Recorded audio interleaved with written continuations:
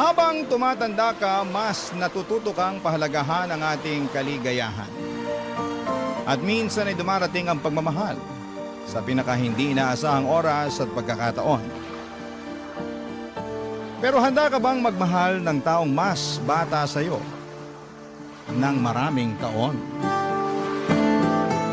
Dear Papa Dudut, ang sabi nila minsan daw ang tao tumatanda ng paurong. Nakagagawa ng mga desisyon na walang ibang iniisip kung hindi ang mga sarili nila. Kasi nga ang gusto na lamang nila ay maging masaya at mag-enjoy sa buhay nila. Magandang tanghali, Papa Dudut, at sa mga kabarangay nating nakikinig ngayon. Just call me Martha. I'm 45 years old now at dating guro sa US. Doon na rin ako nakapag-asawa at bumuo ng pamilya.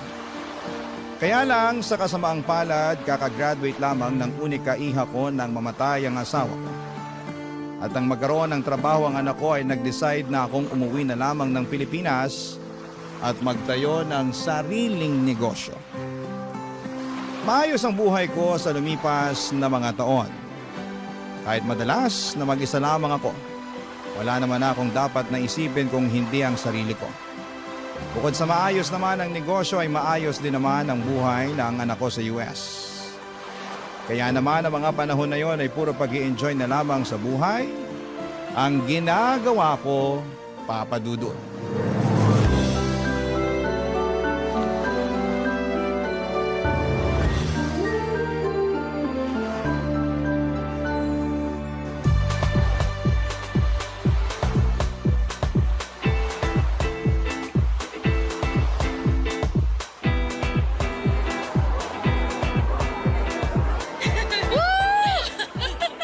Sayaw pa tayo, Mars!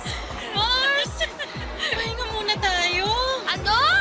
Ang sabi ko, magpahinga muna tayo kasi nangangawit na yung binti ko sa kakasayaw natin dito. Ay, ano ba naman yan, Mars? Sabi ko naman kasi sa'yo, dalasan mo pagsama sa akin sa gym. Gagawin ko talaga nang maabutan ko naman yung kaseksihan mo.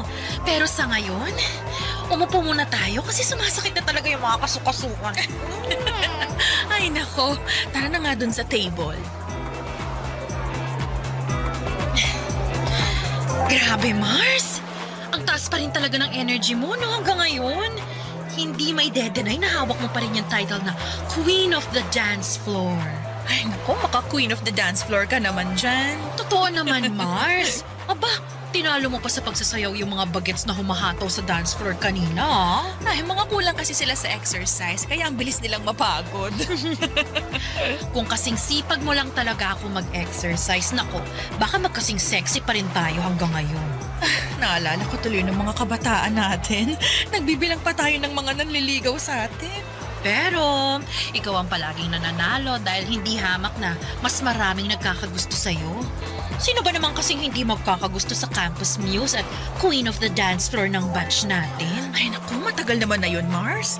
At matagal na ring lumipas ang kagandahan ng kabataan natin. Ay, Mars, teka. May nakatingin dito. Papalapit! Hi ladies. Free cocktails nga pala para sa inyo. Wow! Free cocktails! Anong meron, Pogi? May special promo kasi kami tonight para sa mga best dancers sa floor kanina. Ay, kasama ba talaga ako dyan? O para sa kaibigan ko lang yan? Hoy, Lani, ano ba yung sinasabi mo? Nakakahiya naman sa kanya. Baka mamaya kung anong isipin eh. Naku, ayos lang yon miss. Magaling ka naman talagang sumayaw kanina. I'm Jeric nga pala, isa sa mga DJ sa resto bar na to. Ah! Oo, alam ko! Alam mo? Ibig sabihin, kilala mo na siya? Ay, hindi ko siya kilala, pero alam kong DJ siya. Kanina ko pa kasi siya nakikita na tumitingin sa'yo mula dun sa pwesto niya sa booth. Alam mo, Mars, kanina ka pa humihirit ng ganyan ha. Nakakaya na talaga dito kay Jeric. Jeric, pagpasensyahan mo na tong kaibigan ko ah. Ganyan lang talaga yung kakulit. Ayos lang miss. I'm Martha nga pala at siya naman si Lani. Nice meeting you ladies. I guess it's time for you to enjoy the drinks and the night. Thank you ulit dito sa cocktail na binigay mo, ha? You're welcome, Martha. See you later. Tama ba yung narinig ko, Mars? Tinawag ka niyang Martha! Ano namang problema doon? Ayun naman talagang pangalan ko. Wala man lang miss, ma'am, o madam. Martha talaga, ang FC, ha? Alam mo, Mars, malakas ang kutob ko na type ka ng bagets na yan. Ay, grabe ka naman mag-isip, Mars. Nagbigay lang ng cocktail, type na kaagad ako. Eh bakit naman hindi? Kanina ko pa kaya siya napapansin na panay ang tingin niya sa'yo mula dun sa may DJ booth. Tsaka, aminin mo, yummy si bagets. Oo, pero alam mo namang hindi ako pumapatol sa mas bata pa sa akin, no? Kasi ayokong ako yung mas nag-aalaga pagdating sa relasyon. Malay mo naman, mabago ni bagets ang pananaw mo pagdating sa bagay na yan. Basta, malakas ang kutob ko, mukhang tinamaan sa'yo yang si Jerry.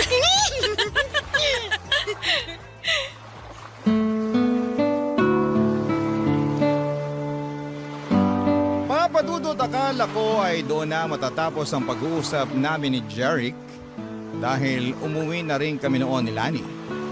Pero ang hindi ko inaasahan ay yung makatanggap ako ng tawag mula sa kanya kinabukasan.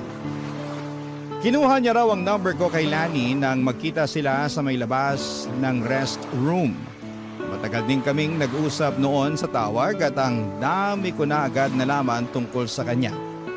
Dahil may pagkamadaldal pala siyang tao. Nakwento niya na bunso pala siya sa 5 magkakapatid. Siya na lamang ang walang asawa dahil lahat ng mga kapatid niya ay may kanya-kanya ng pamilya. Madalas ng araw siyang tinutokso kapag may family gathering. Hinahanapan ng girlfriend o babaeng pakakasalan niya raw balang araw. Ang sabi ko naman, bata pa siya sa edad niya na 27 noon. Marami pa siyang makikilala, lalo na sa nature ng trabaho niya.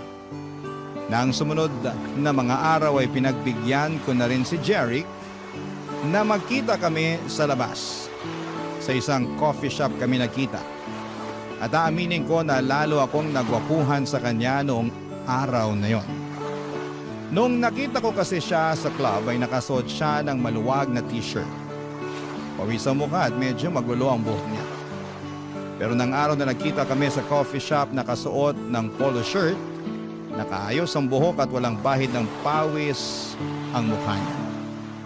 Napaka-komportable ng pakiramdam ko noon, nakausap at kasama ko siya. Kaya naman muling nasundan ang mga pagkikita namin. Mas naging close pa kaming dalawa hanggang sa tumatambay na rin siya noon sa bahay ko para manood ng movie Papadudot.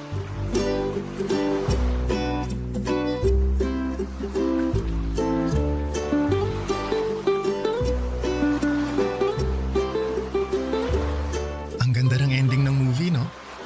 Nagandahan ka kahit parehong namatay yung bida? Oo, kasi namatay sila na pareho nilang alam na mahal nila ang isa't isa. Bihira na kaya ang ganun sa panahon ngayon. Naks, panahon ngayon parang ang tanda mo na. Totoo naman ang sinabi ko. Bihira na mangyari yung mamahalin mo ang isang tao hanggang kamatayan mo. Sa bagay, may punto ka naman. Iba na rin kasi talagang generation ngayon, ano?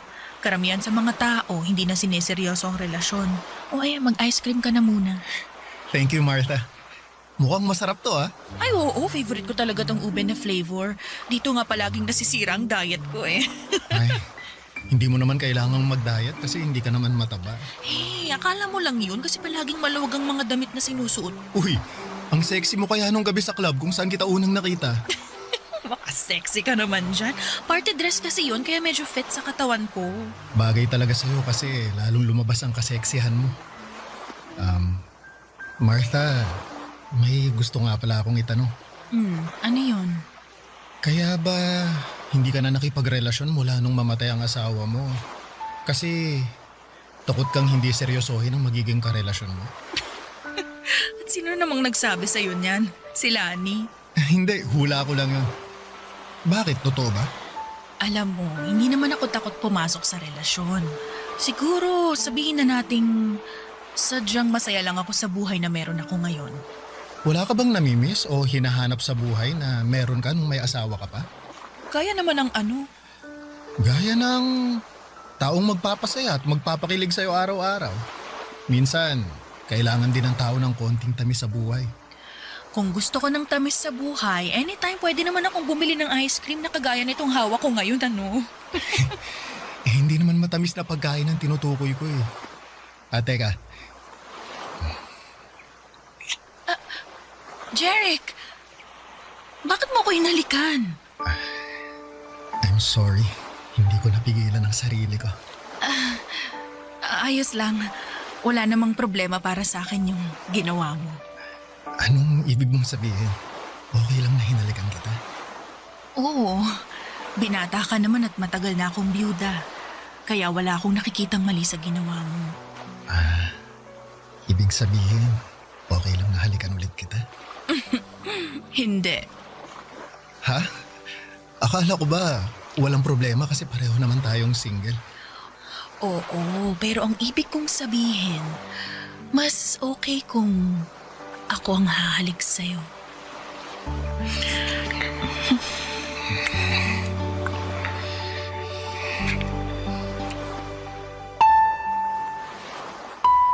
Papa Dudut, hindi talaga ako attracted sa mga lalaki na mas bata sa akin.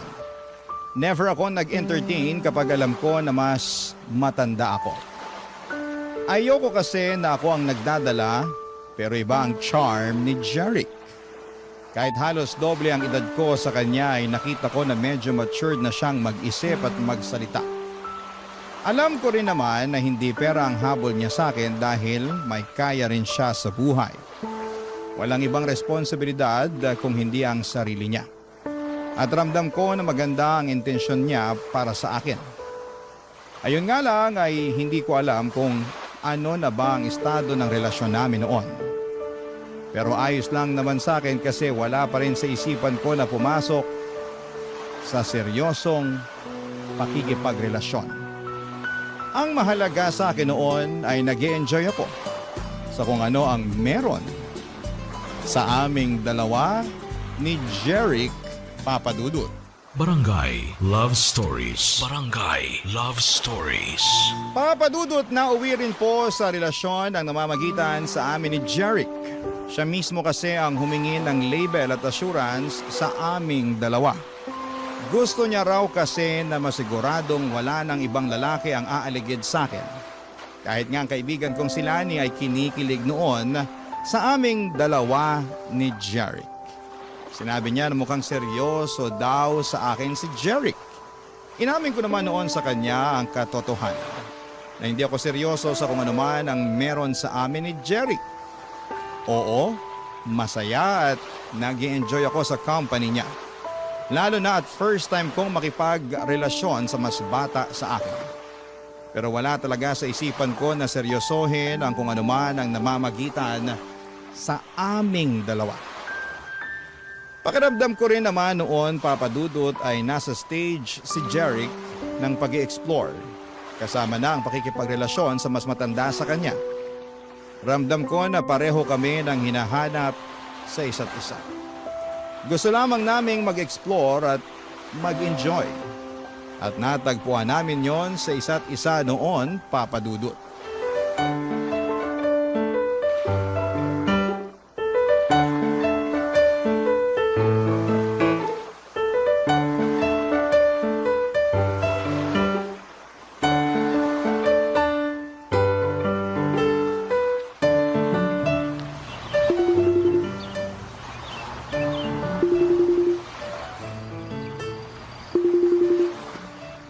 Ay, mabuti naman at sinagot mong video call ko, Mars. Oh, bakit? Akala ko ba kasama mo si Jeric sa birthday celebration ng kabarkada niya ngayon? Oo nga, nandito kami ngayon sa bahay ng kaibigan niya. Eh bakit parang inip na yung mukha mo? Tsaka, bakit parang nasa labas? Eh, nandito ako sa may garden nila eh. Mag-isa ka lang dyan? Oo, sinabi ko kay Jeric na magpapahangin lang muna ako dito sa garden. Nilalamok na nga ako dito eh. Ano ba kasing naisip mo at pumunta ka mag-isa dyan sa garden? Mars, naiinip na ako sa loob ng bahay kasama yung mga kaibigan ni Jeric. Yung iba sa kanila, ang lakas magyosi. Eh tapos hindi pa ako makarelate sa pinag-uusapan nila. Ano ba kasing mga pinag-uusapan nila na hindi ka makarelate, Mars? Eh, tungkol sa mga trending na video sa social media. Mga trending na sayaw at kanta. Tinuturuan pa nga nila ako ng dance step. Sabi ko masakit ang binti ko kaya sa susunod na lang. Dapat pinakitaan mo sila ng Martha dance step mo. Ay naku Mars, kung nakita mo lang sila kanina, iba ang mga trip nilang mga sayaw talaga. Hindi carry ng katawan ko. At saka alam mo ba, pati pala size at design ng brat underwear pinag-uusapan na ng mga bagets ngayon. Ay, talaga ba? Oo, yung isang babae nga ron, kulang na lang maghubad at ipangudngod ang dibdib niya doon sa mga kasama namin. Grabe talaga mga kabataan ngayon, no? Ay naku, sinabi mo pa Mars. Akala ko liberated na ako sa lagay na to Iba pa rin pala talaga yung mga kabataan ngayon. Ay, oo. Ibang-iba talaga sila ngayon kumpara sa atin. Pero, maiba ako. Alam mo, pakiramdam ko, seryoso na yan si Jeric sa relasyon yung dalawa. Ha? Bakit mo naman nasabi yan? Kasi pinakilala ka talaga niya sa buong barkada niya. Hindi ba normal naman yun? Kung kasing edad natin siya, walang espesyal dun sa ginawa niya. Pero dahil malayo ang agwat ng edad natin sa kanya, gusto niya na ipakita sa'yo at sa barkada niya na proud siya sa relasyon yung dalawa. Babe! Ay, Mars, nandito na pala si Jeric. Tawagan na lang ulit kita mamaya, ha? Ay, sige. Mamaya na lang natin ituloy ang chikahan natin. Bye!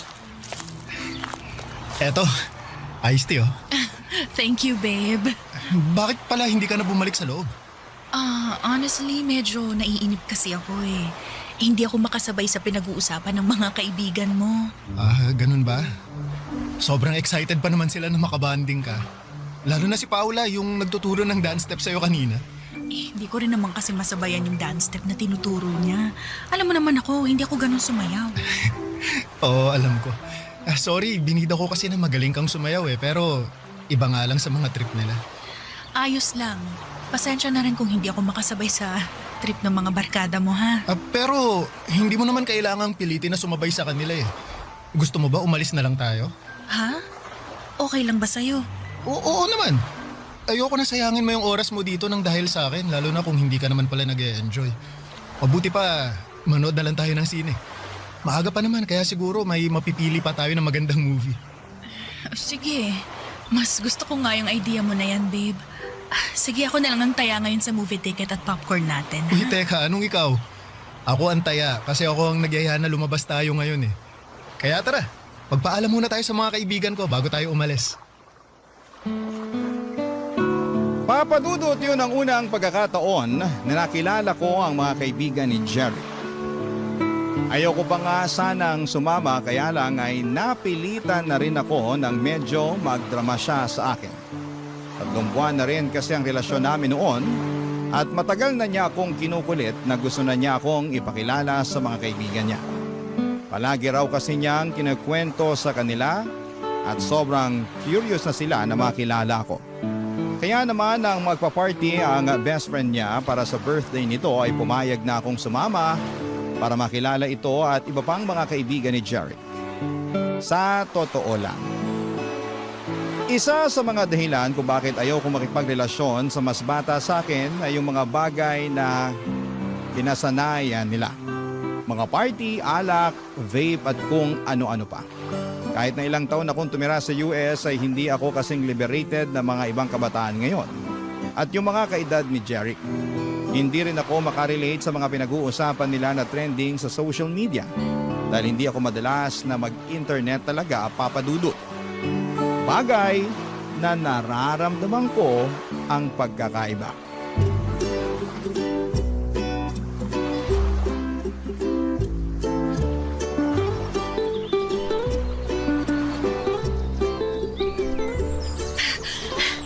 Sandali lang, babe. Pahinga muna tayo sa pagtakbo. Medyo hinihingal na kasi. O sige babe, sakto. Upo tayo dun sa may waiting shed. Eto, bottled water. Thank you, babe. Pahinga muna tayo ng ilang minuto dito. 2 kilometers na lang naman ang kulang natin Ano? 2 kilometers pa? Oo, konti na lang yun kasi naka 3 kilometers na tayo. Mamatay-matay na nga ako sa katatakbo natin kanina Pwede naman nating mas bagalan ng takbo mamaya para matapos mo yung running workout natin ngayon. Ay, sige. Ang mahalaga naman matapos ko kahit hindi ganun kabilis, tama ba? Oo, kahit lakad takbo pa ang gawin natin mamaya. Yan talagang gagawin ko kasi baka hindi na ako makapag-gym bukas. Pero alam mo, ang galing mo nga babe. Dati 1 kilometer pa lang, tumitigil ka na kaagad sa pagtakbo. Ngayon nakadiretso ka na ng 3 kilometers na takbo. Palakas ka na ng palakas sa pagtakbo, babe. Paano ba naman ako hindi lalakas? Napakahigpit pero napakahati naman ng running coach ko. Naku, yung hati medyo tagilid tayo dyan. Pero yung mahigpit ako na running coach, i-claim ko na yan kasi para sa'yo din naman ang paghihigpit na ginagawa ko eh. Oy, teka, anong hindi ka hati? Halos nakahabol tingin sa atin yung mga babaeng naka-sports bra na nadadaanan nating tumatakbo kanina. Akala mo hindi ko napansin yun, ha? Ah, nabilisan lang sila sa pagtakbo natin kaya sila napalingon. Ikaw talaga kung ano na naman yung iniisip mo. Babe, di ba nabanggit mo na mahilig ding mag-jogging si Trish? Palagi nga niya akong sinesenda ng picture niya sa mga fun run na sinasalihan niya sa US. Madalas din siya nagkikwento tungkol sa personal record na nahihit niya sa pagtakbo niya. At natutuwa talaga ako kapag yun ang topic namin dahil alam ko na pinaghirapan niya yun. Nakakatuwa naman at yun ang madalas niyang ikwento sa'yo. Naku, oo. Kaya nga nakahiligan ko rin ang pagtakbo dahil sa kanya. Ngayon lang talaga ako mas sinisipag. Bakit mo nga pala natanong? Ha? Wala lang. Iniisip ko lang kung ano kaya ang pwede naming pag-usapan na alam kong pareho kaming makaka-relate sa topic. Anong ibig mong sabihin na topic na pag-uusapan niyo ng anak ko? Ang ibig kong sabihin, gusto ko lang na maging komportable siya, nakausap ako. Pag pinakilala mo na ako sa kanya. Abay, bakit mo naman naisip ang tungkol sa bagay na yan? Syempre, doon din naman tayo kasi papunta, di ba? Ipapakilala mo rin ako sa anak mo bilang boyfriend mo. Kasi babe, gusto na kitang ipakilala sa parents ko eh. Plano ko nga na isama ka sa family gathering namin next week para makilala mo na rin ang ibang kamag-anak ko. Ay, teka, hindi ba parang masyado namang mabilis sa mga plano na nasa isip mo, babe? Maglilimang buwan pa lang ang relasyon natin. Babe, kagaya nga ng sabi ko kanina, doon din naman tayo papunta. Ipapakilala mo ako sa anak mo at ikaw naman, ipapakilala ko sa pamilya ko. Kaya bakit pa natin patatagalin yun? Pwede naman natin gawin yun habang maaga pa. Huwag kang mag-alala. Mabait ang pamilya ko, lalo na si Mami. At sigurado ako na magkakasundo kayong dalawa. Papadudot, nagulat talaga ako nang sabihin ni Jeric na gusto na niya akong ipakilala sa pamilya niya. Nang marinig ko yun mula sa kanya ay kinabahan talaga ako.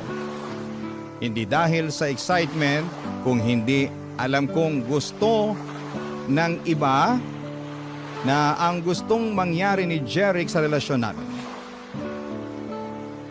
Papadudot, doon ko naramdaman na mukhang tama si Lani sa palagi niyang sinasabi na seryoso na si Jeric sa kung ano ang meron sa aming dalawa. Oo, may mga oras noon na nagpaplano si Jeric para sa future naming dalawa at gusto niya na sa susunod na taon ay kumuha na kami ng bahay para sa aming dalawa. Gusto niya rin na pagkatapos daw ng kasal namin ay sa ibang bansa kaming mag-honeymoon. At kung sino lang ang dapat na maging bisita sa araw ng kasal.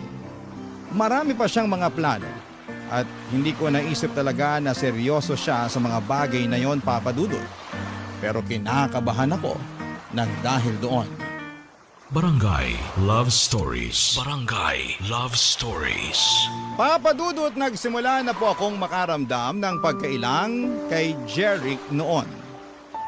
Para bang nabawasan yung kilig at excitement na nararamdaman ko noon. Oo, at naging masaya ako sa relasyon namin, pero hindi talaga pumasok sa isipan ko na magiging seryoso siya sa akin.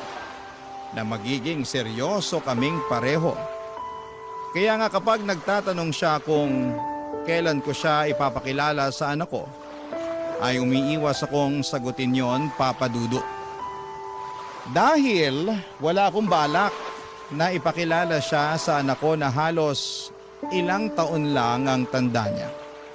Hindi ko rin ma-imagine ang sarili ko na magpapakasal ulit tapos sa mas bata pa sa akin. Doon na po ako nagdesisyon na simulang iwasan si Jeric. Binawasan ko yung mga oras na magkasama kami. Gumagawa ako ng dahilan kapag nag-aaya siya ng date.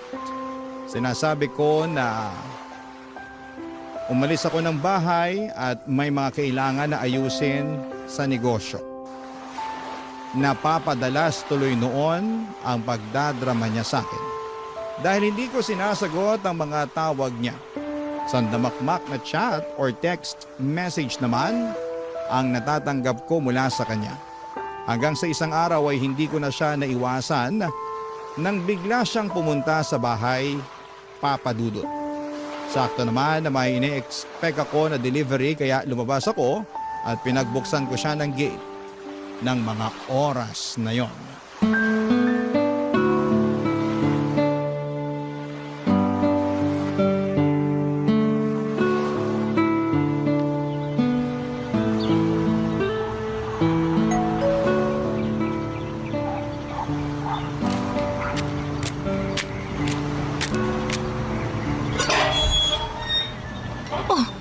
Jeric, ikaw pala yung nag-doorbell.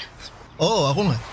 Akala ko yung magde-deliver ng in-order ko na makeup sa online. Ah, ganun ba? Baka parating na rin yun mamaya. Pero mabutit pinagbuksan mo na ako ng gate, babe.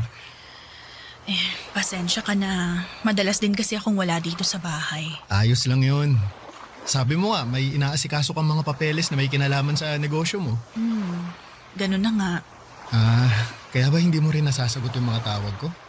Oo, kasi kapag nandito ako sa bahay, madalas tulog naman ako eh. Nakakapagod kasi talaga yung mga inaasikaso ko sa labas. Tapos ang layo pa ng dinadrive ko pa uwi rito. Bagsak na talaga ako sa kama.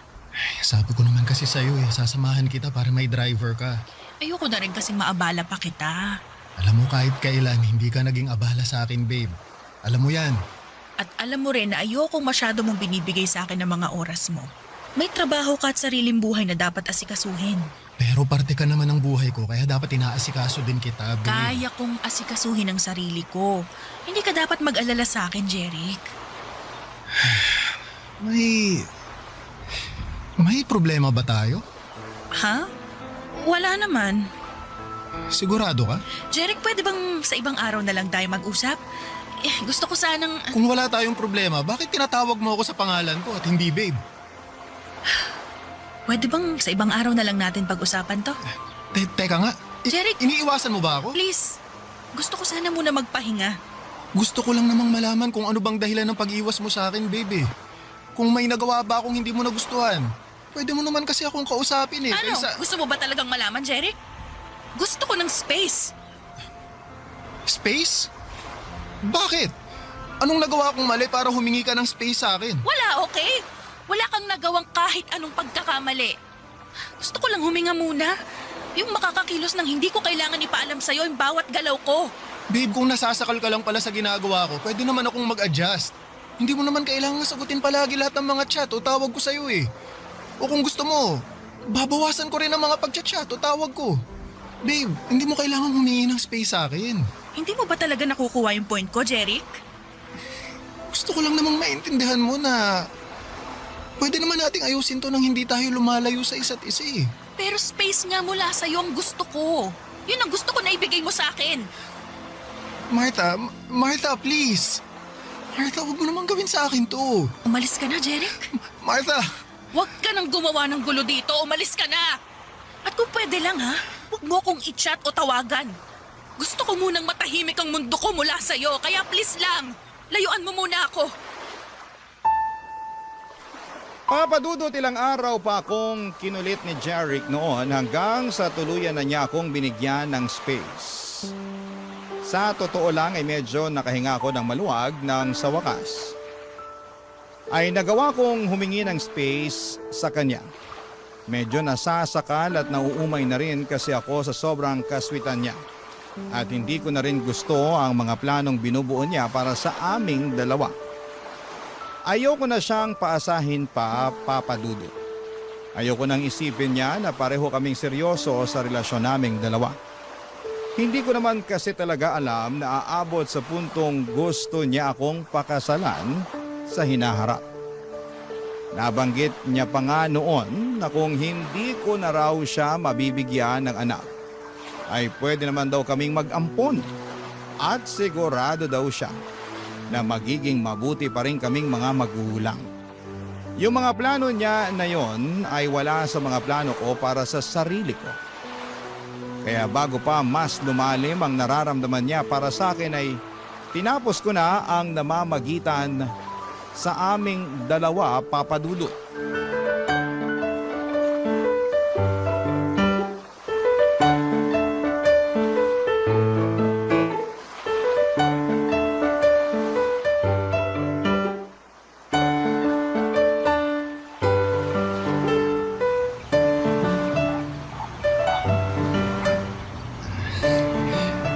Martha, pwede ba tayong mag-usap? Mars, hintayin na lang kita sa parking para makapag-usap muna kayo ni Jerry. Sige, Mars. Tungkol saan pa bang gusto mong pag-usapan natin, ha, Jeric? Siyempre, Jeric, hindi pa ba malinaw sa'yo ang lahat? ang alin ba, Martha? Humingi ka lang naman ng space sa akin, di ba? At binigay ko yun sa'yo. Siguro naman oras na para ayusin na natin tong dalawa. Wala na nga tayong dapat ayusin. Hindi mo pa rin ba talaga nakikita yon? Pero ano ba talagang nagawa akong mali, Martha? Bakit bigla na lang gusto mo nang tapusin ang relasyon nating dalawa? Dahil alam kong wala nang patutunguhan tong ginagawa natin. Itong relasyon natin. Paano walang patutunguhan? Martha, seryoso ako sa'yo. Alam mo yan. Mahal kita. Mahal na mahal. Hindi kita mahal. Anong sabi mo? I'm sorry, pero kailangan na nating tapusin ang lahat sa ating dalawa. Sorry kasi nakikipag-break ka na talaga sa akin? Sorry kasi hindi mo ako mahal? O sorry kasi kahit kailan hindi mo naman talaga ako minahal? Martha, minahal mo naman ako, di ba? Sabihin mo sa akin. Minahal mo ako, di ba? Baka naman pwede nating subukan na ayusin to. Promise, mas magiging maayos din akong boyfriend sa'yo. Susunod ako sa lahat na sasabihin mo. Ibibigay ko sa'yo lahat ang gusto mo. Martha, please. Nagmamakaawa ako sa'yo. Huwag mo naman gawin sa akin to. Jeric, I'm sorry talaga pero hindi ko na kayang ituloy pa yung relasyon nating dalawa. Ano bang kailangan kong gawin? Gusto mo bang lumuhod ako sa harap mo? Eto! Gagawin ko para lang balikan mo ako! Ito! Jeric, ano ba? Huwag kang lumuhod. Intindihin mo na lang sana yung desisyon ko. Ayoko na mas masaktan pa kita kaya ginagawa ko to. Mahal kita, Martha. Hindi ko kaya mawala ka sa akin. Hindi ko kaya. Please naman. Please ayusin naman muna natin to. Sorry, Jeric. Pero wala na talagang pwedeng ayusin sa ating dalawa.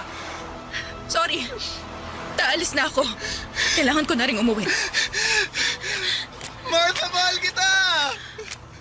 Mahal na mahal kita. Parang awa mo na. Huwag mo akong iwan, Martha. Martha!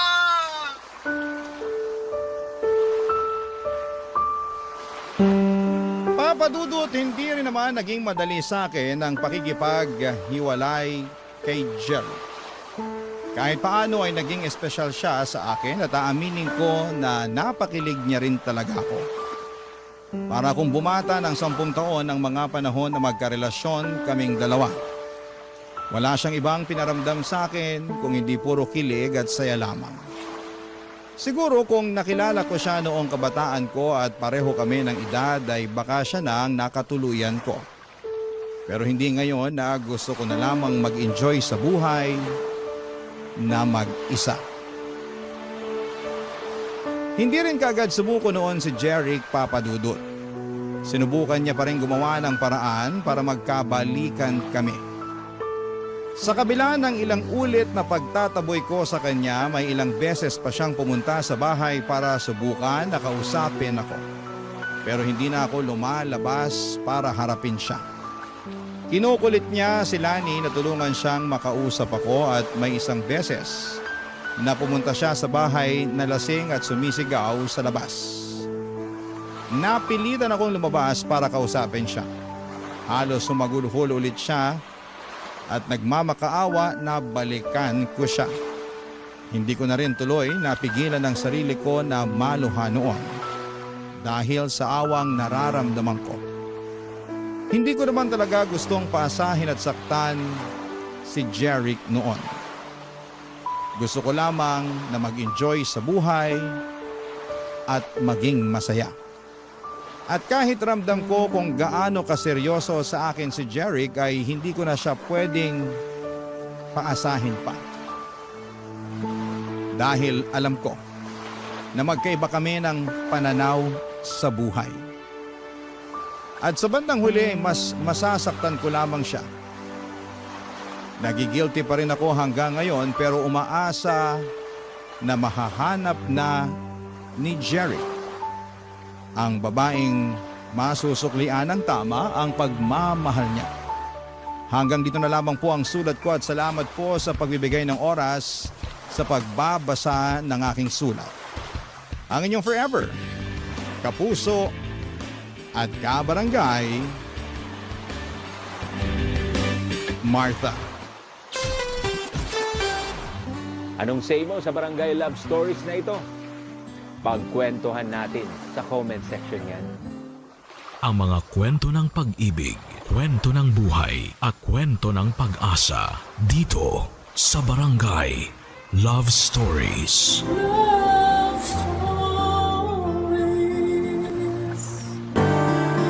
Walang perpektong pamilya. Bawat isa ay may kakulangan at kapintasan. Ngunit ang importante ay akuin natin ang mga pagkukulang na yon at gawin natin ang lahat upang makapagbagong buhay. Ikaw, kabarangay, gaano mo kamahal ang iyong pamilya? Dear Papa Dudut, magandang araw sa inyo at sa mga kabarangay nating mahilig makinig sa Barangay Love Stories. Tawagin niyo na lamang po ako sa pangalang Sherilyn. 55 anyos at naninirahan dito sa Bicol. Neto ko lang na-discover ang programa ninyo noong minsan ko itong napakinggan via online. Kaya naman nagpatulong ako sa kumare at kaibigan kong si Grace na magpadala ng sulat sa inyong programa. Gusto ko sanang ibahagi ang istorya ng buhay ko na nangyari noong 1993 noong nasa Maynila pa kami nakatira. 18 anyos pa lamang at magtatapos sa high school. Lumaki ako sa broken family at nakatira sa poder ng nanay ko kasama ang aking stepfather at 2 nakababatang kapatid. Pero 6 talaga kami at ako ang panganay. Ang 3 ko pong kapatid ay nasa poder ng mga tatay nila dahil magkakapatid lamang kami sa ina. Pero kahit nakatira kami sa isang bubong ay hindi malapit ang loob ko sa aking nanay Ninita. Sa katunayan ay mas tinuturing ko pang ina ang Lola Lloyd ako.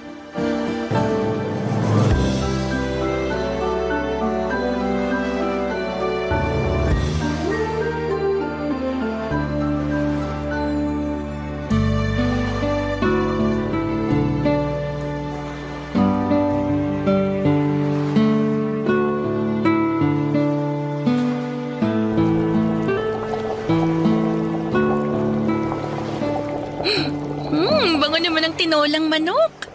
Malapit nang maluto to. Buti pa, maghanda ka na ng mga plato sa mesa at maghahain na ako maya-maya. Sige la, sakto gutom na talaga ako. Di po kasi ako kumain ng almusal sa bahay kanina eh. Ha?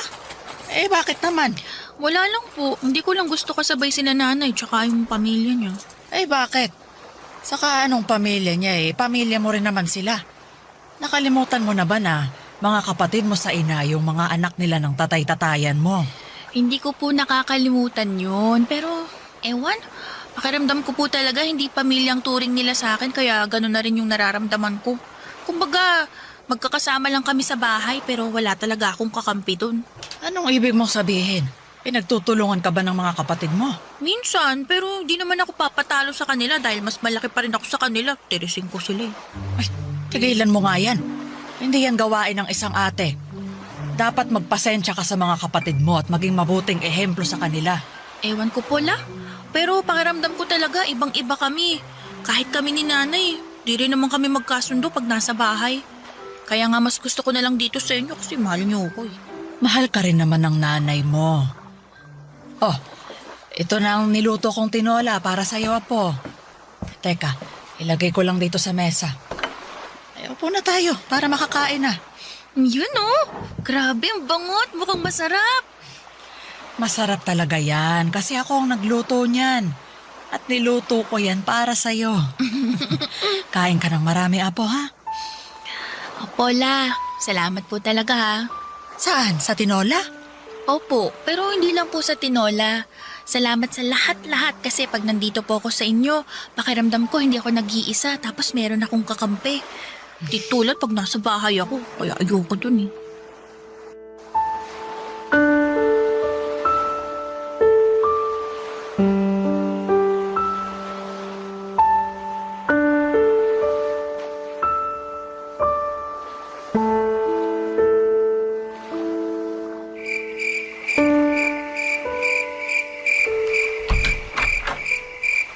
Saan ka na naman nang galing yan? Kinalola po. Buti na isipan mo pang umuwi. Akala ko kasi doon ka na naman matutulog kagaya ng palagi mong ginagawa. Mahiya-hiya ka naman, Sherilyn. Nakikisiksik ka pa doon sa lola mo kita mong doon umuwi ang mga tiyo mo paggabi.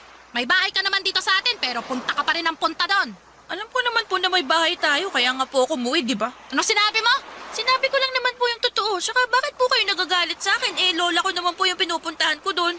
Magalit kayo kung sa ibang bahay ako pumunta at hindi kina lola. Magagalit talaga ako lalo na kapag hindi ka nagpapaalam. Nay naman eh. Hindi na po ako bata na kailangan niyo pang alamin kung saan pumupunta. Hoy! Para sa kaalaman mo, bilang nanay mo nag-aalala ako na baka bigla na lang may mangyaring masama sa'yo. Tapos, hindi ko alam kung saan kahanapin o sino sisisihin ko. Tapos mamaya, baka mabuntis ka pa bigla. Ang bata-bata mo pa.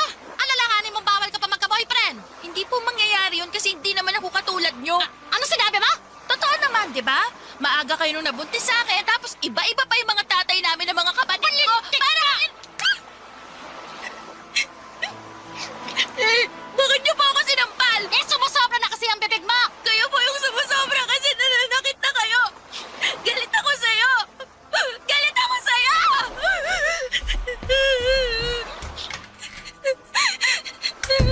Sherilyn! Sherilyn! Lumabas ka na sa kwarto mo! Hindi mo tayo tapos mag-usap! Hoy, balik ka! Hoy, lumabas ka dyan! Lumabas!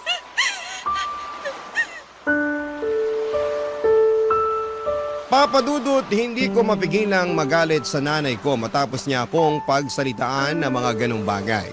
Pakiramdam ko ay nagmamalinis siya samantalang siya nga ang gumawa ng bagay na kinakatakutan niyang mangyari sa akin katulad ng pagkabuntis ng maaga. Sa bagay, lumalabas na takot siya sa sarili niyang multo. Sumasama tuloy ang aking loob. Bukod doon ay nasasakal din ako sa paraan ng pagdidisiplina niya sa akin kaya naman mas lalo akong nagrebelde. Nawala na rin ang prioridad ko sa pag-aaral at natuon ang aking atensyon sa mga barkada. Pagkasama ko kasi sila, pakiramdam ko ay hindi ako nag-iisa at nakakahinga ako ng maluwag kumpara kapag nasa bahay namin. At hindi ngayon nakawala sa mapanuri at mapag-usisang mata ni Tito Ryan, Papa Dudut.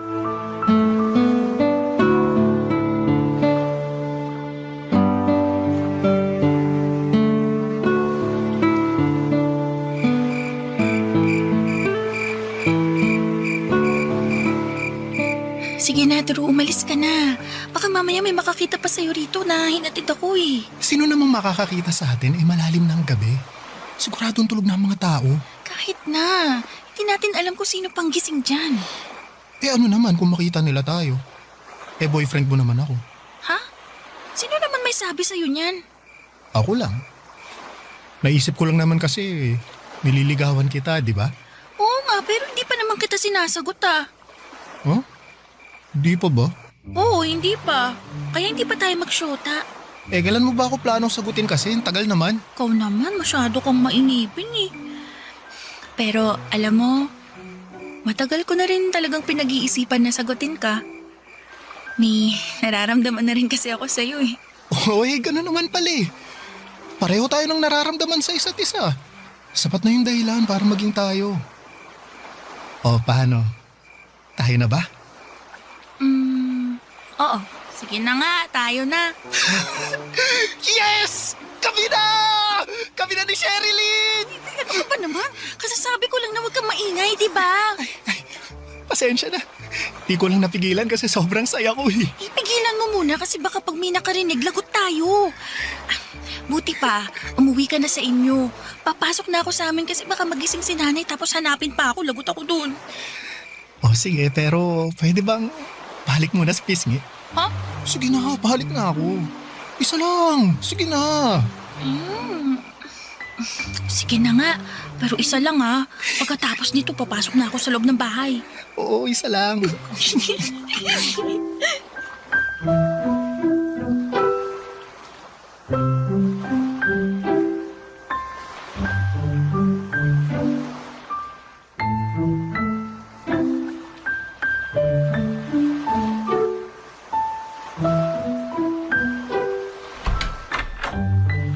Tulog na siguro sila kasi nakapatay ng ilaw.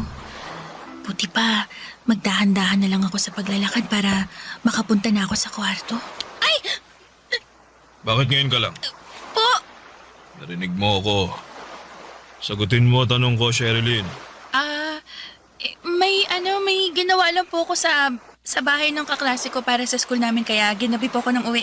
Sino ka klase? Yung naghatid sa'yo dyan sa labasan at humalik pa sa'yo sa pisngi? Nakita niyo po yun? Aba syempre. Di pa naman kasi ako tulog kaya nakita ko lahat. Di mo pa sinasagot ang tanong ko ha? Kaklase mo ba yon? Hindi po. Hindi?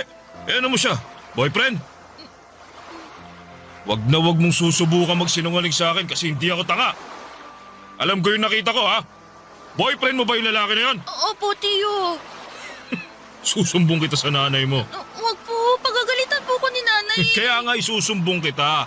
Kasi kabilin-bilinan niya na wag ka munang magbo-boyfriend. Pero sinuway mo yung kagustuhan niya kaya lagot ka. Parang awa niyo na po, wag niyo po akong isumbong. Eh, sige. Hindi kita isusumbong kung papayag kang gawin ang gusto ko. Ano po ba yun? Alam mo, matagal na talaga akong nagagandahan sa'yo eh. Gabi-gabi kong pinagpapantasyahan yung katawan mo. Baka naman, pwede mo akong pagbigyan. Kahit ngayon lang, hindi natin sasabihin sa nanay mo. Ano po? Bitiwan niyo nga ako. Napapaliw na yata kayo eh. Ano nababaliw? Di ako baliw ha! Baliw kayo, bastos!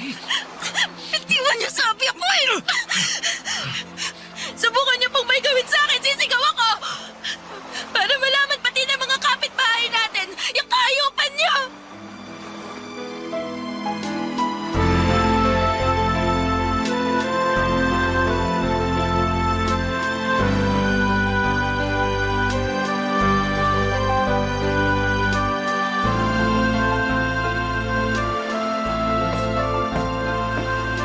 O, tamang-tama! Kasi kanina pa kita inaantay na magising. Bakit po? Nagtanong ka pa talaga? Eh, sinumbong ka lang naman sa akin ng Tio Ryan mo na nakita ka raw niya kagabi na hinatid ng boyfriend mo dyan sa tapat ng bahay natin. Eh, hinalikan ka pa nga raw niya sa pisngi. Totoo ba yan, ha? Sagutin mo yung tanong ko! Totoo bang boyfriend mo yon, ha? Opo. Anak ka ng...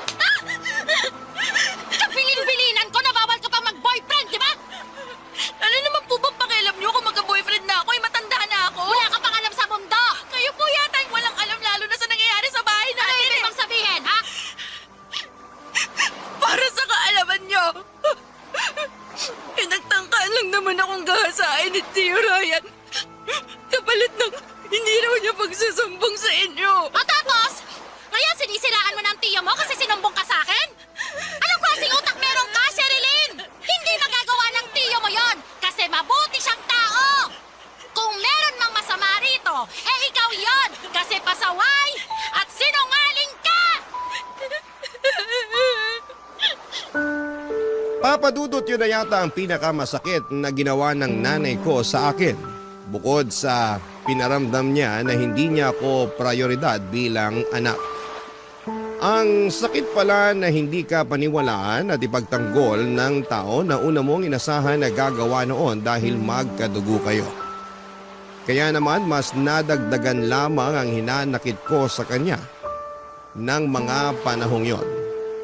At bunga na rin ang takot ko sa stepfather ko na baka ulitin niya pa ang pagtatangka sa akin ay nagdesisyon akong gawin ang isang bagay na matagal ko nang pinag-iisipan na gawin.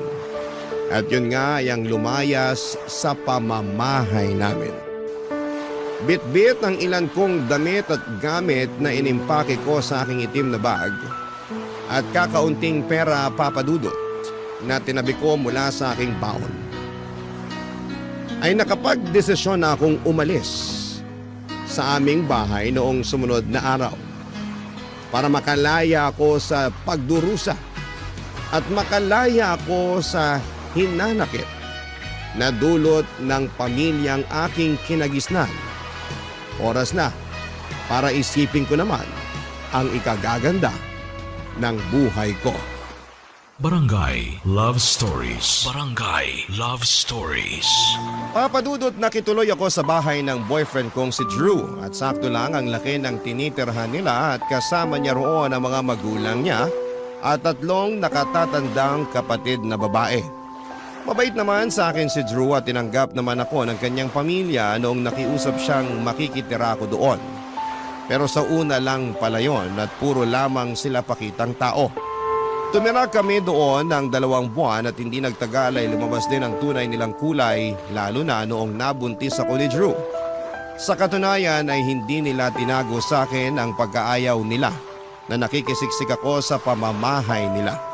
Nalaman ko rin ang totoo na dismayado sa akin ang nanay niya dahil nag-aaral pa nga kami ng mga panahong yon. Tapos ay magkakaanak na. Hindi rin naman ako may pagtanggol ni Drew dahil mas kampi pa siya sa kanyang pamilya. Kaya noong naramdaman kong wala na akong puwang sa pamamahay nila, ay muli akong nag-alsa balutan at umuwi sa lola ko. Tinanggap niya ako sa poder niya at namasukan naman ako bilang trimmer sa isang patahian para makaipon ng pera. Hindi nagtagal ay nagsilang ako ng isang malusog na sanggol na babae.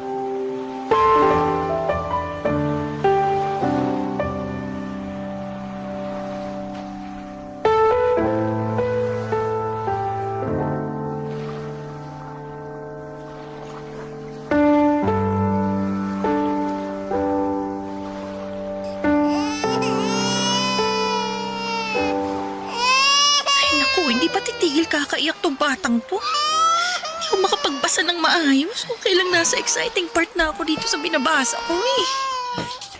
Ay, Sherilyn, hindi mo ba naririnig ang iyak ng anak mo? Kulang na lang kabagin tong bata, maawa ka naman sa kanya. Buti pa, kargahin mo na muna tong apo ko. Kawawa sa'yo yung anak mo Ay, tahan na baby. Andito na si Lola. Sus, paano naging kawawa yan ang ayos-ayos ng higaan niya? Nakadede na rin at napalitan ng diaper.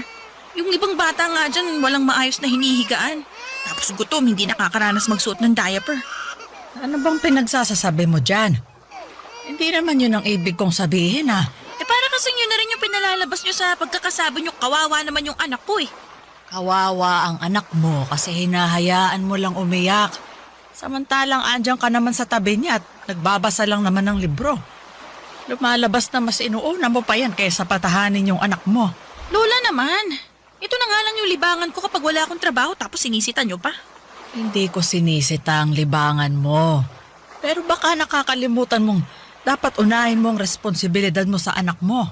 Kakainis namang responsibilidad yan. Anong pinagsasasabi mo? Bakit ka naiinis anak mo to? Sinabi ko bang hindi? Natural, anak ko yan kasi galing niya sa tiyan ko. Pero nakakasawa na rin kasing alagaan yan Kailabutan ka nga sa mga sinabi mo, Sherilyn. Nagsasabi lang po ako ng totoo. Tsaka yun ang nararamdaman ko Wala kang karapatang mapagod dahil nanay ka na. At hindi mo pwedeng ayawan ng basta-basta ang anak mo. Ewan ko bala. Pero naisip ko na sana hindi na lang ako nagkaanak. Kung alam ko lang na nakakapagod maging nanay, yung bang wala akong matinong pahinga pag nasa bahay kasi kailangan kong alagaan, asikasuhin yung bata na yan. Hindi na nga rin ako nakakakain ng maayos kasi gusto lagi magpakarga. Ingay-ingay pang umiyak, kala mo inaapi. Sana talaga pinalaglag ko na lang yan dun pa. Nasisiraan ka na ba talaga ng ulo? Paano mo naisip yan sa sarili mong anak? Baka sumpain ka ng langit sa mga pinagsasabi mong yan, Sherilyn. Eh, so nahihirapan ako, ano gusto niyong gawin ko? Kaya nga andito ako para tulungan ka. Ako ang nag-aalaga at nagbabantay sa anak mo kapag nasa trabaho ka, hindi ba? Makakasigurado ka na ligtas ang anak mo kasi apo ko rin naman ang batang to. Pero pag nandito ako sa bahay, hindi nga ako makapagpahinga ng maayos, la.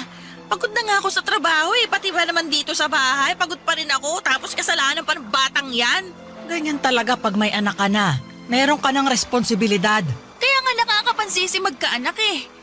Nakakamiss din yung buhay ko nung wala pa yung batang yan. Eh ginusto mo rin naman yung nangyari, hindi ba? Sumama ka sa boyfriend mo at nagpabuntis kahit na nag-aaral ka pa. Tapos ngayon, sisisiin mo tong anak mo? Eh alam natin pareho na wala naman siyang kasalanan. Buti pa, Sherilyn. Huwag mo nang dagdagan yung pagkukulang mo sa anak mo. Dapat nga ikaw ang nag-aalaga sa kanya. Kasi nanay ka niya.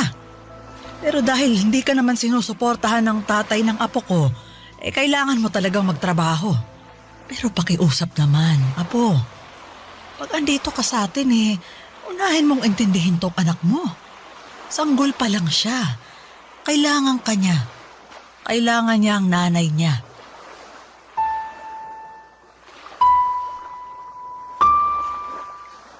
Papa Dudut, mahal ko naman ang aking anak at masaya ako noong sinilang ko siya.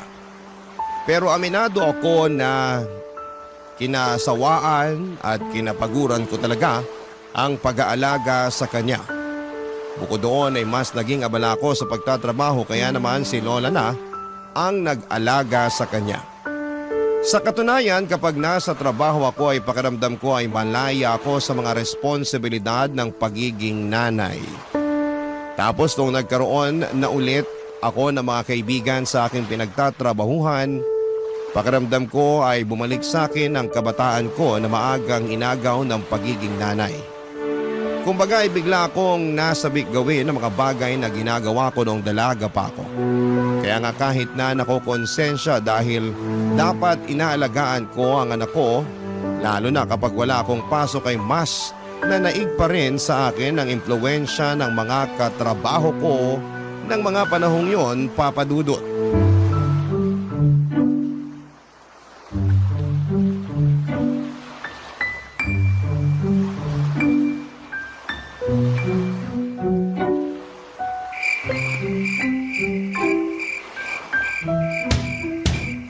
Tao po! Tao po! Papasukin niyo ako! Tama naman tong bahay na kinatuko, diba? Lola! La! Lola Loida! Ay, Santissima, Sherilyn! Bakit ka sumisigaw dyan? Ang ingay-ingay mo! May maingay bang tahimik? Kaya nga, lasing ka ba? Naku, hindi. Di po. Anong hindi? Amoy alak ka. Nakainom lang po. Pero konti lang naman. Nagyaya kasi yung katrabaho ko kasi birthday ng anak niya. Ayun, inimbitahan kami sa kanila para kumain. Tapos may paalak. Buti pa, pasok na po ako. Lamok dito sa labas eh. Sherilyn! Ano bang ginagawa mong bata ka? Halika, alalayan na kitang tumayo. Pasensya na po natisod lang. Umikot kasi yung paningin ko eh. Yan bang nakainom lang? Halos hindi ka na nga makalakad ng diretso. Wala naman eh. Huwag niyo na po ako sermonan. Umipintig na nga yung ulo ko sa sakit tapos dami niyo po sinasabi dyan. Ay, marami talaga akong sasabihin. Kasi hindi gawain ng matinong nanay ang ganyan. Halika na, pumasok ka na at dumupo ka muna dyan sa bangko. Kukuha muna kita ng tubig na maiinom. Sige po, La. Nay, napatulog ko na po yung anak ni Sherilyn. Wala pa ba siya? Anong wala pa? Ayan lasing na lasing nga. Nay, ano pong ginagawa niyo rito kay na Lola? Tinalo ko lang ang nanay ko. Eh ikaw, bakit lasing ka? Tsaka anong oras na oh? Uwi ba yan ng isang matinong nanay? Bakit nakakalimutan mong may anak ka naghihintay dito? Pwede ba? Huwag niyo na po ako sermonan. Sakit-sakit na nga ng ulo ko eh. Oh, itong tubig, Sherilyn. Kunin mo. Inumin mo na. Salamat po, La. Grabe, tabang naman ito. Mas masarap pa yung alak eh. Bakit ka ba nagkakaganyan? Anong bakit ako nagkakaganto, Nay? Ayos naman ako ah. Hindi ka ayos kasi nakuha mo mag-inom at magpakalasing samantalang may anak ka na naghihintay sa'yo rito sa bahay. Parang ngayon na nga lang naman ako uminom ah. Kung makapagsalita kayo dyan, kala nyo talaga lasinggera ako. Pero sabi ng lola mo, palagi mo raw pinababayaan yung anak mo. Pag andito ka sa bahay hindi mo maaalagaan dahil abala ka sa ibang bagay. Tama ba yon? Hindi yun gawain ng mabuting ina. Eh ano po bang alam niyo sa pagiging mabuting ina? Eh hindi nga kayo naging ganun sa akin tsaka sa iba kong mga kapatid ah. Anong sinabi mo? Sherilyn, huwag mo kang sagutin ng ganyan ng nanay mo. Hindi, sasagutin ko siya kasi masyado siya nagmamalinis eh. Kung makapagsalita siya, nakala mo ako yung pinakamasamang nanay sa mundo. Bah, matuto muna kaya siya manalamin. Tinan niya muna yung sarili niya para makita niya kung gaano siya karumi. Sumusobra ka na talaga sa mga pinagsasabi mo sa akin, ha? Bakit? Nasasaktan ka kasi totoo? Bago kasi kayo magsalita ng masasakit sa akin, sana isipin niyo muna na kayo nga hindi nga rin naging matinong nanay sa amin. Tsaka baka nakakalimutan nyo na kasalanan nyo kung bakit ako umalis sa bahay nun. Kasalanan nyo! Anong kasalanan ko? Paano ko naging kasalanan yon, ha? Eh kasi hindi kayo naniwala sa akin nung nagsumbong ako tungkol sa kabastusan nung kinakasama nyo. Ako pa yung pinalabas nyong sinungaling. Totoo ba yung sinabi mo, Sherilyn? Opo! Yun talagang rason kung bakit ako lumayas nun kina nanay. Eh bakit hindi ka rito pumunta para nakapagsumbong ka sa akin? Bakit sumama ka sa boyfriend mo? Eh kasi siya lang naman yung kakampi ko noong mga panahong yun eh. Hindi ko rin alam kung paniniwalaan niyo ako pag nagsumbong ako sa inyo. Sarili ko ang nanay, sinabihan akong sinungaling eh. Kayo pa kaya? Kaya sino pupuntahan ko? Eh di nag-iisang pwede kong takbuhan.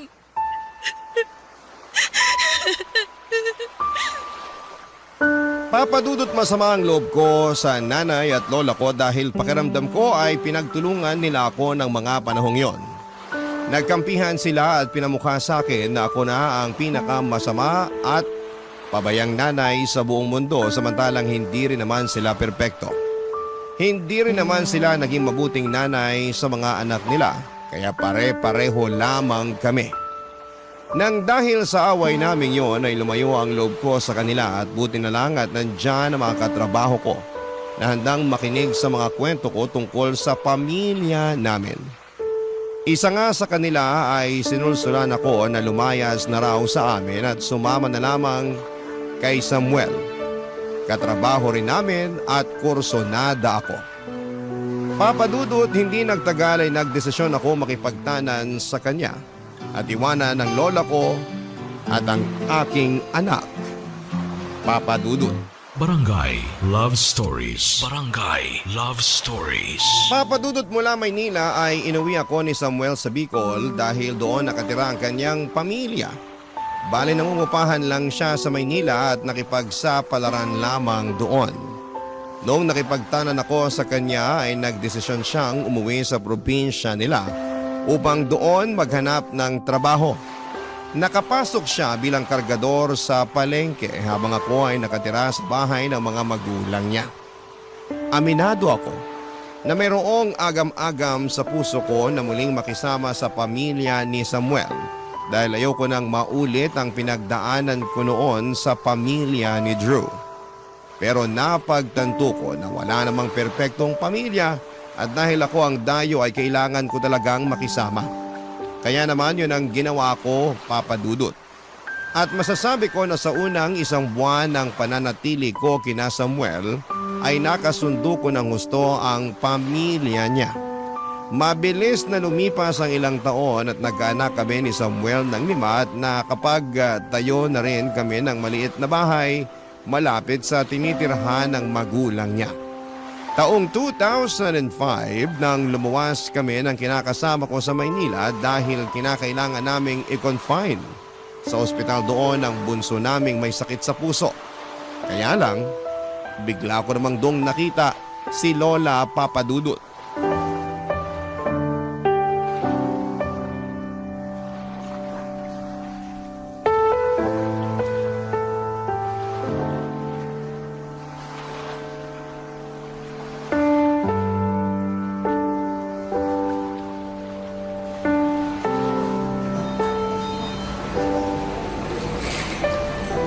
Sherilyn! Sherilyn, ikaw nga. Lola, Ako nga. anong ginagawa niyo rito? Bakit kayo nasa ospital? Kasama ko ang anak mo. Nakapila kami para makapagpa-check up siya. Pero kinailangan kong pumunta sa butika. Kaya iniwan ko muna siya kasamang tiyo niya. Ganun po ba? Ano ba namang klaseng tanong yan? Hindi mo ba itatanong kung anong sakit niya o kung kumusta na ba siya? Pasensya na po pero hindi na ako interesadong malaman. At bakit? Saka, bakit ngayon ka lang nagpakita sa amin? Saan ka ba pumunta nung umalis ka sa bahay natin noon? Wala na ho kayo doon, La. Anong wala na ako doon? Iniwan mo nga sa akin yung anak mo. Matagal ko na pong kinalimutan na anak ko siya. Saka may sarili na akong pamilya ngayon. Meron na rin akong mga anak kaya bakit ko pa siya iisipin? May sarili rin ho akong problema, La. Pero anak mo pa rin siya. At kahit na pagbalik-balik na rin mo ang mundo, hindi mo na mababago ang bagay na yon. Anong klaseng nanay ka kung di minsan hindi sumagi dyan sa isip mo kung kumusta na yung anak na iniwan mo sa akin? Ganyan na ba talaga katigas ang puso mo? Matigas na akong matigas pero hindi po ba kayo nakikinig? Matagal ko nang kinalimutan yung anak kong yan. Hindi na ako nanay niyan. Hindi pa ako handang maging nanay sa kanya noon kaya hindi niyo ako masisisi kung inuna ko yung sarili ko. Tapos ngayon, handa ka nang maging nanay sa iba mong anak? Oo, ganun na nga. Hindi mo ba naisip kung ano na lang ang mararamdaman ng anak mo pag nalaman niya yung mga pinagsasasabi mo? Sigurado ako na masasaktan siya ng husto. Wala na nga ho akong pakialam kahit masaktan siya o kung ano pang isipin niya. Basta ang mahalaga sa akin ngayon ay yung mga anak ko sa kinakasama ko. Sa kanila ako magpapakananay at hindi sa batang yon. Sa inyo na lang siya, total, mas malapit naman kayo sa isa't isa. Natatandaan ko na tumatahan siya pag karga-karga niyo pero kung ako yung bumubuhat sa kanya kung todo iyak siya. Kakauburido. Wala ka kasing tiyaga, saka iyakin naman talaga ang mga bata. Huwag mong sabihin hindi. May mga anak ka na rin naman, hindi ba? Basta. Kahit ano pang sabihin nyo, ayoko sa batang yan. Matagal ko na siyang kinalimutan. Naisip ko pa nga na sana hindi ko na lang siya pinanganak nun.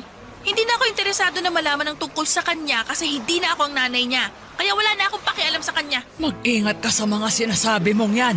Dahil baka karmahin ka dahil sa pagpapabaya mo sa anak mo.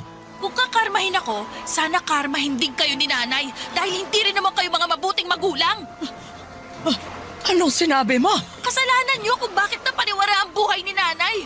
Kasi hindi niyo naman siya pinalaki ng maayos. Tapos, kasalanan ni nanay kung bakit nasira ang buhay ko. Trinato niya rin ako na para bang wala akong halaga sa kanya. At ni minsan hindi ko naramdaman yung pagmamahal niya bilang isang ina. Alam niyo, wala nang kwenta tong pinag-uusapan natin eh. Diyan na kayo. Sandali! Saan ka pupunta? Sa anak ko nga. Sigurado hinahanap na ako nun. Eka lang. Sherilyn, huwag ka munang umalis. Naku La, pasensya na. Kailangan ko na umalis. Sana po hindi na ulit tayo magkita. Papadudot, hindi lubusan ang aking kasiyahan ang makita ko si Lola sa ospital na pinagdalhan niya sa anak na iniwan ko sa kanya noong araw. Di tulad ko na kinalimutan na ang responsibilidad sa aking panganay. Pinilit pa rin ako ni Lola na magpakananay sa aking anak, bagay na hindi ko sinangayunan. Para sa akin ay bahagi na lamang ng nakaraan ko ang batang iniwan ko sa kanya at gusto ko na lamang magpatuloy sa buhay na hindi siya kasama. Kaya lang ay pinarusahan yata ako ng langit sa pag-abandon ako sa aking anak dahil inabot ng kamalasan ang pamumuhay at pagsasama namin ni Samuel. Una nga doon ay namatay ang aming bunso na naging dahilan upang magkalamat ang relasyon namin ng kinakasama ko. Pangalawa ay natuto siyang mambabae at nalulong sa bisyo, kaya kinailangan kong magtrabaho upang buhayin ang 4 pa naming mga anak. Mabilis na lumipas ang ilan pang taon. Lalong humirap ang buhay namin. Namatay na rin si Samuel noong pandemic at nagsilakihan na rin naman ang mga anak namin pero tila ba wala silang pakialam sa akin. Doon ko nga biglang naalala yung anak na iniwan ko kay Lola, Papa Dudut.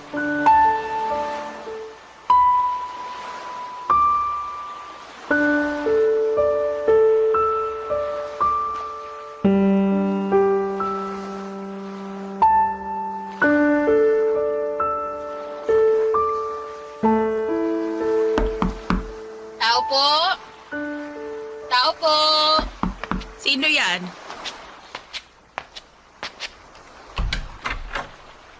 Sino ka, Neng? Ako po si Cecil. Sinabi sa akin na dito raw po nakatira si Sherilyn. Hinahanap ko po siya. Ha? Bakit mo naman hinahanap? May importante po kasi akong sasabihin sa kanya. Oh, ako si Sherilyn. Ano ba sasabihin mo?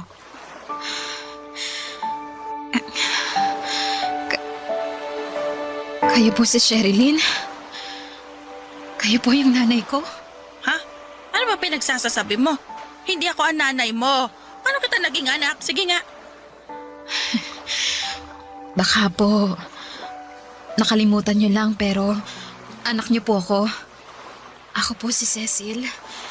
Yung baby na iniwan niyo noon kay Lola Loida. Cecil? Opo. Pwede ko po ba kayong yakapin? Sige. Pwede naman. Salamat po. Huwag ka nang umiyak dyan. Pati tuloy ako naiiyak na rin dito. Hindi ko lang po kasi mapigilan. Lalo sobrang saya ko dahil sa wakas nahanap at nakita ko na po kayo.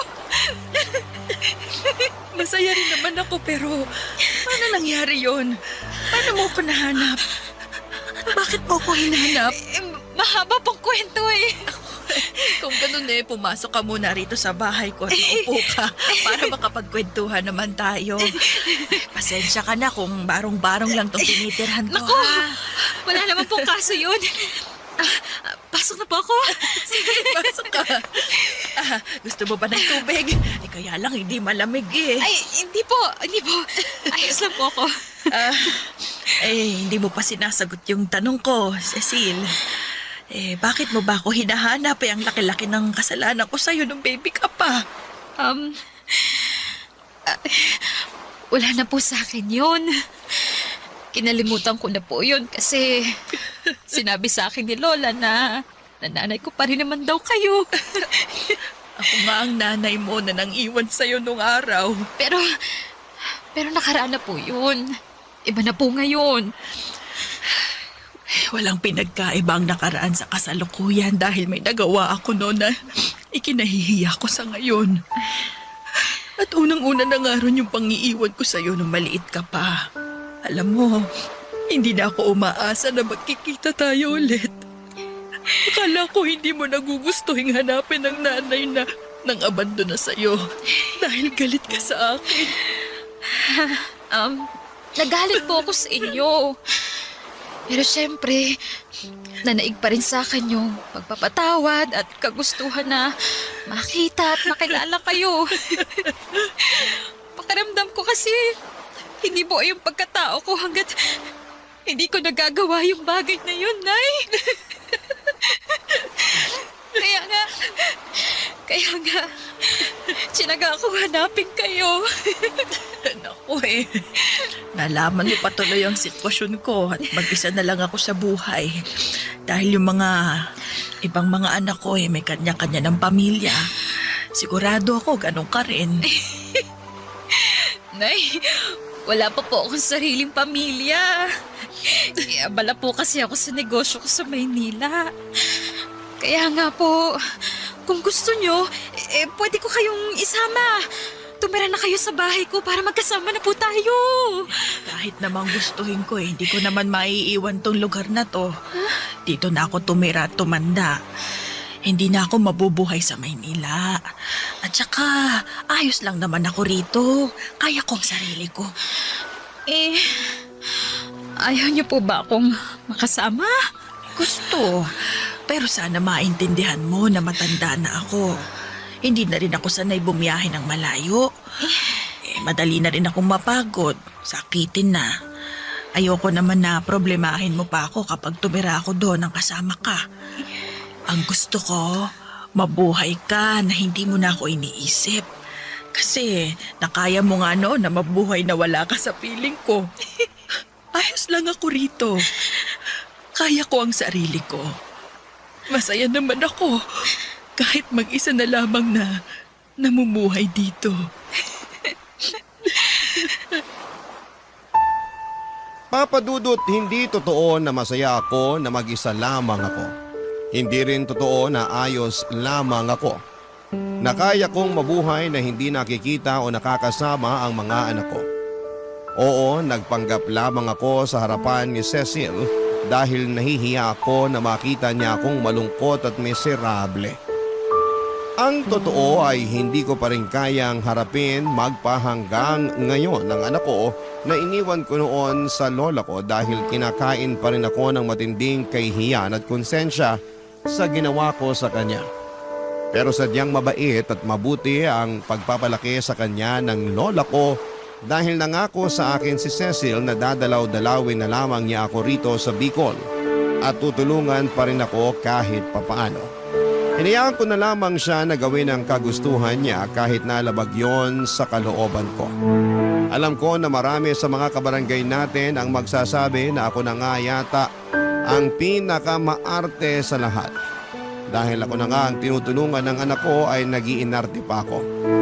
Pero hindi niyo po ako masisisi. Kasi pakiramdam ko ay hindi ako karapat-dapat na ituring at tawagin niyang nanay. At nagsisisi ako sa mga nagawa ko sa anak ko na hindi dapat tularan ng mga kabarangay nating nakikinig sa ating kwento. Hanggang dito na lamang po ang sulat ko, Papa Dudut. Maraming salamat sakaling mapili po ninyong i-ere ang aking kwento sa inyong programa. God bless sa inyo and more power. Ang inyong forever, kapuso at kabarangay, Sherilyn. Kwentuhan naman tayo dito sa comment section.